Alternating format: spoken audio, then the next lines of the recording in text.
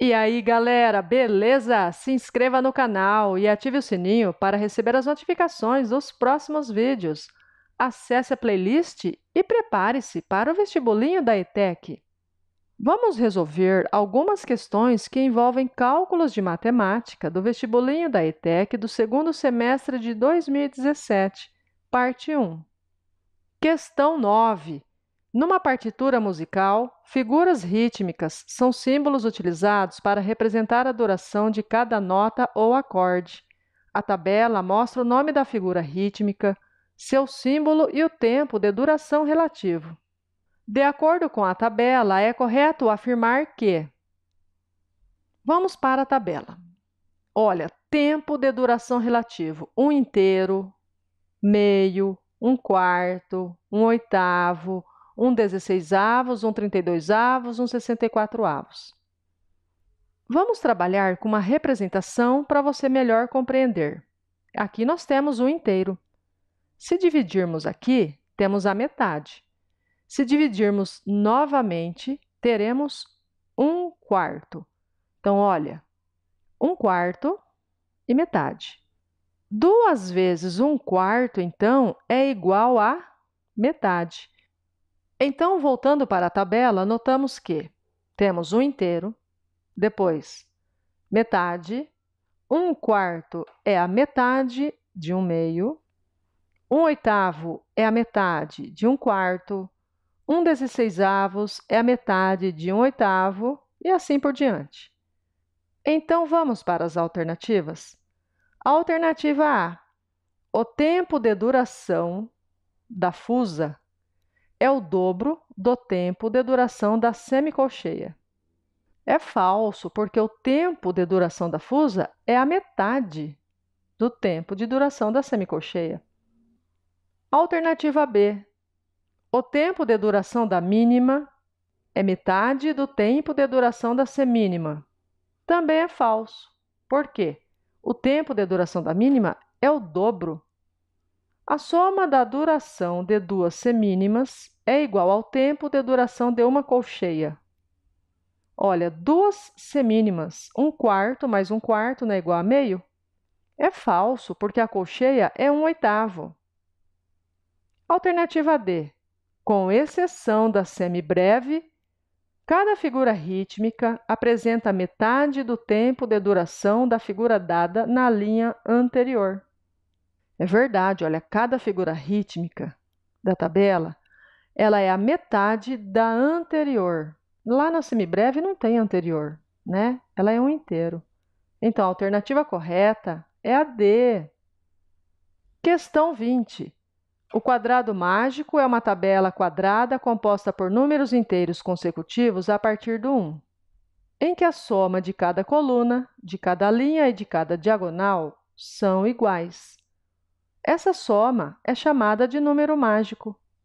Aprenda a encontrar o número mágico de um quadrado 3 por 3, como da figura. O quadrado mágico 3 por 3 possui 9 posições, portanto, deve ser preenchido com os números de 1 até 9, sem repetição. O número mágico pode ser encontrado seguindo 2 passos. Em condições semelhantes, o número mágico de um quadrado 4 por 4 será...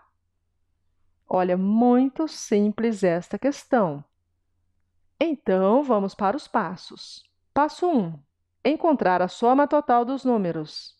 Se o nosso quadrado é 4 por 4, ele terá 16 números. Então, nós temos que encontrar a soma de 1 a 16. Agora, aqui, eu tenho uma dica para você. Observe.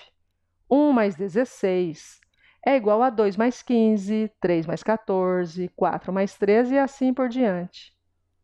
Todas estas somas são iguais a 17. E quantas somas nós temos aqui? 8, porque a metade de 16 é 8.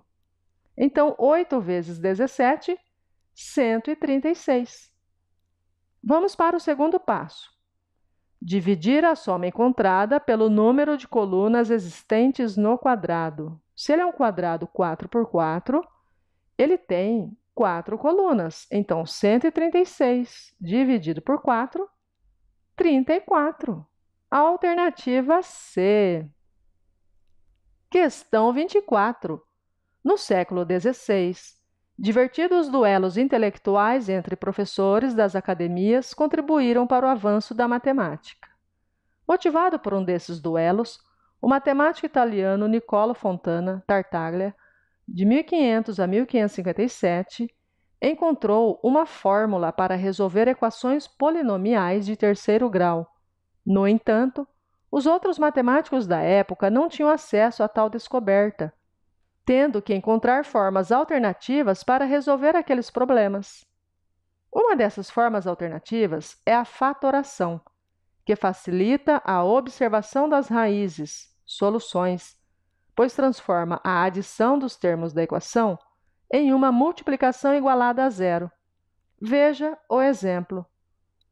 Analisando o exemplo dado, é correto afirmar que essa equação...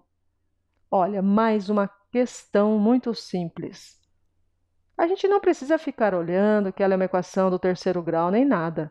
Pega a segunda parte aqui, olha, a fatoração. X menos 1 vezes x mais 3 vezes x mais 4 igual a zero. Para que esta multiplicação seja igual a zero, ou o x menos 1 tem que ser igual a zero, e aí, no caso, o x tem que ser igual a 1, ou o x mais 3 tem que ser igual a zero. Então, x será igual a negativo 3. Ou ainda, o x mais 4 deve ser igual a zero. E então, o x será igual a negativo 4. Logo, nós temos aqui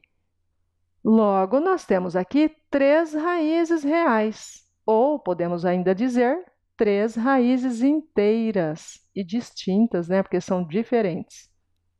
Sendo assim, a alternativa correta é a B. Questão 27. Uma antiga lenda da Índia afirma que o jogo de xadrez foi criado a pedido de um rei e, como recompensa, o criador do jogo recebeu grãos de trigo de acordo com o número de casas do tabuleiro, seguindo o procedimento descrito. O criador do jogo escolhe uma casa e recebe 2 grãos por ela. Para a próxima casa escolhida, ele recebe o dobro da casa anterior. O processo continua até que todas as casas do tabuleiro sejam escolhidas exatamente uma vez. Observando o processo, podemos perceber que para a 10ª casa do tabuleiro, o rei entrega 1024 grãos. É correto afirmar que o número de grãos a ser entregue pela 20ª casa seria... Mais uma questão fácil. Você só deve observar isso aqui. Uma casa, 2 grãos. Na próxima casa, o dobro, e depois o dobro, e o dobro, e assim vai. Na 10ª casa, será 2 elevado a 10. E 2 elevado a 10 é igual a 1024. Agora, quantos grãos serão entregues na 20ª casa? 2 elevado a 20. E 2 elevado a 20 não é o mesmo que 2 elevado a 10 vezes 2 elevado a 10? E se 2 elevado a 10 é igual a 1024, teremos 1024 vezes 1024. Agora, observe as alternativas. Olha, 1.000, 10.000, 100.000, 1 milhão. Não precisamos, então, multiplicar 1024 por 1024. Basta fazermos uma aproximação. 1024 está mais próximo de 1.000.